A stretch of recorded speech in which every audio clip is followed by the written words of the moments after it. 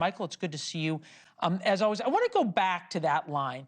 We are here today not to judge police protection of the subway, but doesn't someone's state of mind on the subway, whether or not you think the police are coming to save you, and whether or not criminals who commit violent crimes are allowed to roam the subway, doesn't that sort of go to the state of mind of anybody on the subway who may be in reasonable fear of their life? Absolutely. The subway is a witness in this case. The subway, this is one of the only cases where the jurors get to do a field test every day. Every day, the jurors get on the subway, and I've been saying this since this case started, and they get to experience the subway. And it's rare that I take a subway ride now that I don't see someone that's disturbed. Not often violent, but disturbed. And in this case, the people's identity and people's fear or concerns of the subway are going to play into that jury room. And I think they're going to, it's really difficult to overcome those types of real things that you feel because it's not abstract. These people get on the subway every day. Right. And people are scared every day. It's interesting because in this trial, they have played the body camera footage of the police interviewing the witnesses in real time. These were people who were on the subway. Jordan Neely walks in, starts threatening people. Daniel Penny, Marine, jumps in, puts him in a chokehold and restrains him. Here is some of the body camera footage. Take a look. You know, because when he came in, he was unbelievably off the charts. He scared the living daylights out of everyone. So that's talking about Jordan Neely, the alleged victim in this case. At some point, I'm confused by this. We show him smiling there. There was other sides, clearly, to Jordan Neely.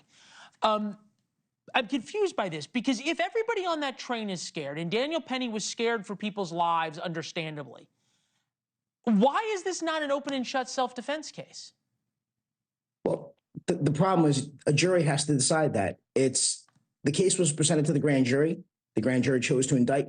Not everybody on the subway was scared. So I've heard some witnesses that were not that scared. But this really goes to the mental state, as you said, of the witnesses. Some people are so numb to the subway violence that nothing really gets to them. The reality is going to be, were his actions reasonable? And he gave a full video confession, which I think he did very well. It was reasonable what he did based on that confession.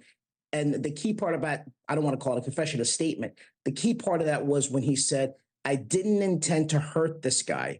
I just wanted to stop him. And that is what the defense is going to key on, plus the medical testimony that the defense brought out. So this was the defense medical examiner. Neely's death caused by combined effects of restraint and struggle, schizophrenia, sickle cell crisis, and K2 synthetic drugs. So it wasn't the quote-unquote the alleged chokehold that killed him. Right. And that may be the jury's way out, and that may be the fodder that the jurors that are seeking to acquit him are going to use. I was also reminded today, and this is a little inside baseball, there's a lot more acquittals around Christmas time. One of my colleagues reminded me of that. That is true when I think about it. Jurors tend to be more sympathetic, but this is a classic Bernie Getz case for your fans that don't know or too young to remember. It is, how do you feel on the subway, and is this act reasonable? That's all that it's going to come down to. I don't see 12 people going either way. I really don't see it. That's fascinating. You've had an unbelievable insight, and I say this every time you come on, into the New York court system and how things play out.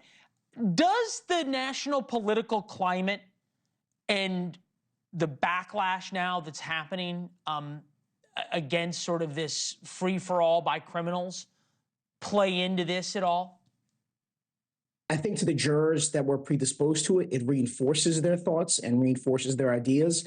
Look, once somebody's in a jury room and he gets to a not guilty or guilty and he's not moving, you're not moving him. It's going to be a hung jury. So to those people who are predisposed to think like that, they're going to stand on their merits, and they have a lot to talk about. The defense lawyer in this case is excellent. I know him. The prosecutor is also very good, but the facts and Penny's testimony when he gave the statement really help him. It's a case that's made for reasonable doubt, I think. Yeah. You never want to guess what a jury is going to do, but I think to so many, the facts seem just so overtly clear. Thanks for watching. Go to joinnn.com to find NewsNation on your television provider. And don't forget to click the red subscribe button below to get more of NewsNation's fact-driven, unbiased coverage.